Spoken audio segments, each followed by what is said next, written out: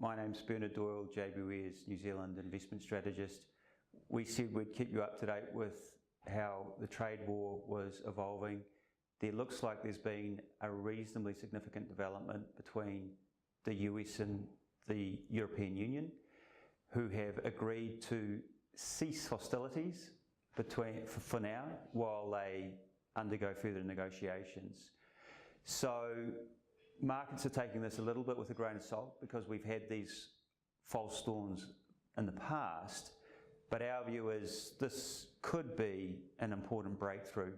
And the reason for that is our biggest concern with trade wars was the possibility of a multilateral or a global trade dispute.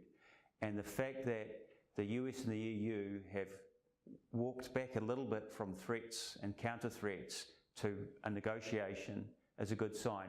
Those two regions are traditional trading allies, so it was a concern to us that the relationship appeared to be deteriorating the way it was. So we'll see how that progresses, but for now we think that is a good development. It does not help the situation between the US and China, where they are not traditional trading allies and they're not strategic allies. And so the grounds for further tension are still in place. But importantly for markets, a dispute between the US and China is very different from a global trade dispute. So we think this is actually some good signs of progress. As I say, we've seen this before. We have seen false dawns on trade and progress falling back, but this does look like a positive development. Second thing is the earnings season, which we're well through in the United States. This has been a very busy week for earnings numbers. US earnings are growing around 20%. About 10% of that is from tax cuts, but the underlying earnings growth is still healthy. Seeing a similar sort of number in the European Union, where so far they're growing their earnings at around 10%.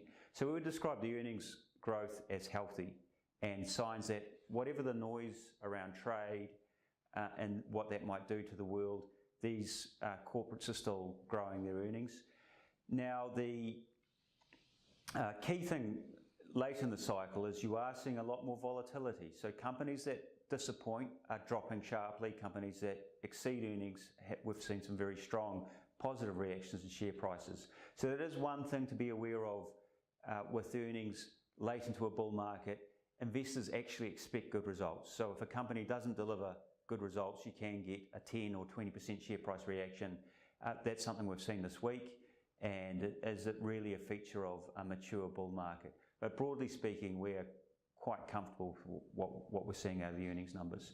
So there are two live issues that I just wanted to update you on. Obviously, we'll come back to you with more. We've got our investment news out next week, which will further run through some of these developments in a bit more detail.